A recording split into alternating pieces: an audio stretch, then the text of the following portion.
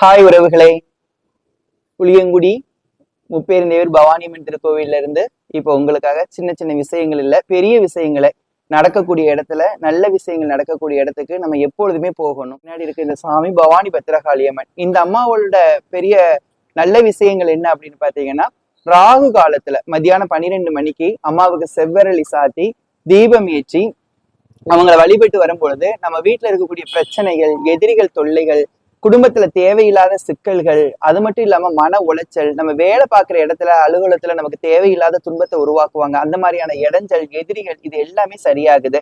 அது மட்டும் இல்லாம இந்த கோவிலில இந்த அம்மாவுக்கு பௌர்ணமியும் அமாவாசை பூஜையும் சிறப்பா நடக்குது. இதுல குறிப்பா அந்த அமாவாசை பூஜை இன்னைக்கு என்ன பண்றாங்க அப்படின்னு பாத்தீங்கன்னா, இந்த அம்மாவுக்கு அபிஷேகங்கள் பண்ணி இந்த அம்மாவுக்கு விதவிதமான படையலிட்டு மக்கள் பிரார்த்தனைகள் பண்றாங்க. இந்த பிரார்த்தனைகளால அவங்களுக்கு என்ன நடக்குது அப்படின்னு பாத்தீங்கன்னா, நம்ம வீட்டுல இருக்கக்கூடிய கண் திருஷ்டி, செய்வினை கோளாறுகள் இதெல்லாம் சரியாகுதுங்கிறது ஐதீகமாக இருக்குது.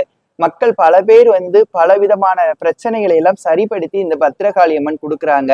நீங்களும் எந்த தெய்வ வழிபாடுகளா இருந்தாலும் நம்பிக்கையோட வழிபடுங்க. ஏன்னா நம்ம எல்லாருக்குமே பக்தி இருக்குது. நமக்கு எங்க போனா நம்ம பிரச்சனை தீரும், நம்ம என்ன மாதிரியான கஷ்டத்துல இருக்கோம்னு நம்ம மனசுக்கு தெரியுது, நமக்கு எண்ணங்களும் புரியுது. ஆனா நமக்கு பக்தி இருக்கிறது தவிர நமக்கு நம்பிக்கை இருக்குதா? நம்ம எங்கேயாவது போனா சரியாயிடும்ட்டு நம்ம நாட்டுக்கு போறோம். நம்ம போயிட்டு நமக்கு குறைகள் தீரலை அப்படிங்கிற பட்சத்துல நம்ம தெய்வத்தை என்ன பண்றோம்னா, தெய்வத்தையும் பழிச்சு பேசுறோம், அது நம்மளையே நம்ம குறைச்சி பேசுறது மாதிரி ஆயிடுது.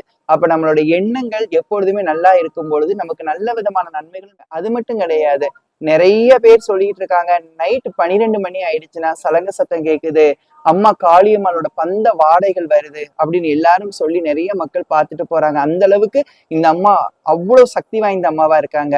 இந்த சேனல் வழியாக நாங்க இந்த பத்திரகாளியை பத்தி சொல்றதுக்கு காரணம் என்னன்னா, இங்க வர முடியாத நண்பர்கள் நிறைய பேர் இருப்பீங்க, வர முடியாம நிறைய நண்பர்கள் இருப்பீங்க. இந்த சேனல் வழியா நீங்க பார்த்து இந்த அம்மாவை நீங்க பிரார்த்தனை பண்ணீங்க, நீங்க மனசால பிரார்த்தனை பண்ணுங்க, கண்டிப்பா உங்களோட கோரிக்கைகள் நிறைவேறும். கோரிக்கைகள் நிறைவேறின பட்சத்துல நீங்க மறுபடியும் ஒரு நாள் வாங்க. இங்க பாத்தீங்கன்னா வெள்ளி, செவ்வாய், ஞாயிறு 3 நாளும் இந்த கோவிலில் பாத்தீங்கன்னா அருள்வாக்கு நடந்துட்டு இருக்குது. அருள்வாக்குல நம்ம மன குறைகளை எல்லாம் தீர்க்கக்கூடிய அருள்வாக்கா நடந்துட்டு இருக்குது. நீங்க இந்த சேனல் வழியாக இந்த பத்திரகாளி அம்மனை நீங்க வழிபட்டு நீங்க நினைச்ச காரியங்கள் உங்களுக்கு நடக்கும். நீங்க நடந்ததுக்கு அப்புறமே நீங்க இந்த அம்மாவை நீங்க பார்க்கலாம். பார்க்கக்கூடிய வாய்ப்பு உங்களுக்கு கண்டிப்பா இந்த தாய் தருவா. நீங்க எல்லாரும் நல்லா இருக்கணும்னு நான் உங்களுக்காக பிரார்த்தனை பண்ணுதேன். எங்களோட ஆசீர்வாதம், குறிப்பா என்னோட ஆசீர்வாதமும் இந்த பத்திரகாளி அம்மன் ஆசீர்வாதமும் உங்களுக்கு கண்டிப்பா இருக்கும். மன உறுதியோட, மன மகிழ்ச்சியோட, நம்பிக்கையோட நம்ம இறை வழிபாடுகள் கொண்டாடுவோம். நம்ம கஷ்டங்கள் தீரும். ஜெய் பவானி.